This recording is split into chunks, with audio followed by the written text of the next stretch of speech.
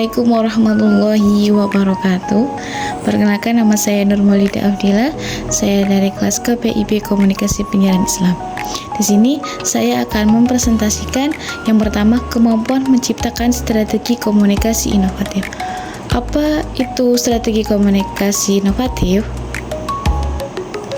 Strategi komunikasi inovatif adalah pendekatan baru yang kreatif untuk menyampaikan informasi, mengelola hubungan, dan mencapai tujuan organisasi. Ini bukan sekedar tentang menggunakan teknologi terbaru, tetapi lebih pada cara berpikir out of the box dalam merancang pesan dan saluran komunikasi. Langkah-langkah menciptakan strategi inovatif. Yang pertama, analisis kebutuhan. Pahami masalah atau peluang komunikasi yang ada.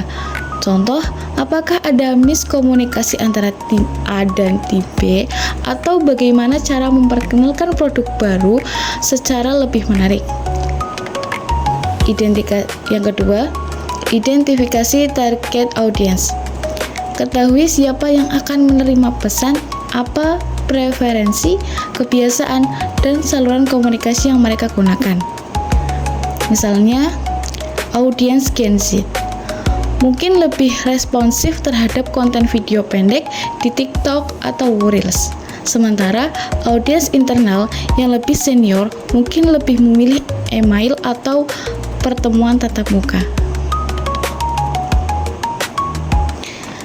Yang ketiga, brainstorming solusi kreatif. Ajak tim untuk bertukar ide tanpa batasan. Coba pikirkan cara-cara yang belum pernah dicoba sebelumnya. Contohnya, menggunakan gamifikasi atau permainan untuk pelatihan karyawan, atau membuat podcast internal untuk berbagi informasi dari manajemen. Yang keempat, uji coba dan evaluasi. Sebelum diterapkan secara luas, uji coba strategi baru dalam skala kecil. Kumpulkan umpan balik dan sesuaikan jika diperlukan. Ini membantu meminimalkan risiko dan memastikan strategi efektif. Yang kedua, kemampuan menerapkan strategi komunikasi yang mendukung tujuan organisasi.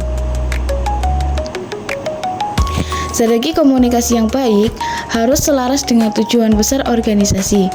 Komunikasi bukanlah tujuan itu sendiri, melainkan alat untuk mencapai hasil yang diinginkan. Contoh penerapannya, tujuan meningkatkan penjual produk baru sebesar 20% dalam 6 bulan. Strategi komunikasi menggunakan influencer marketing, mengadakan webinar interaktif untuk demo produk, dan meluncurkan kampanye media sosial dengan hashtag yang menarik.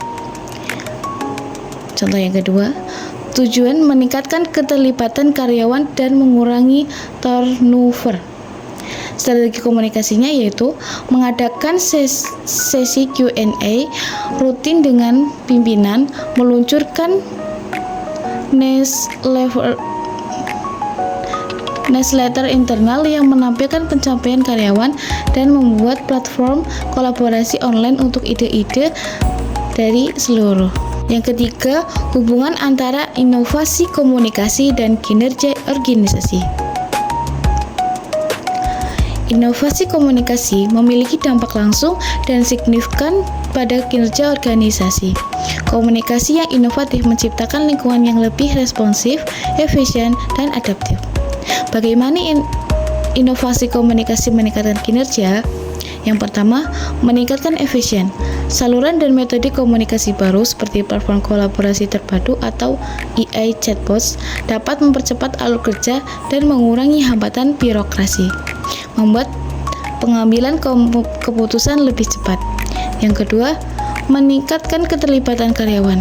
Ketika karyawan merasa didengar dan terhubung melalui komunikasi yang menarik dan relevan, mereka cenderung lebih termotivasi dan produktif.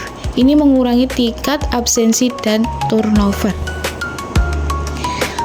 Yang ketiga, meningkatkan daya saing.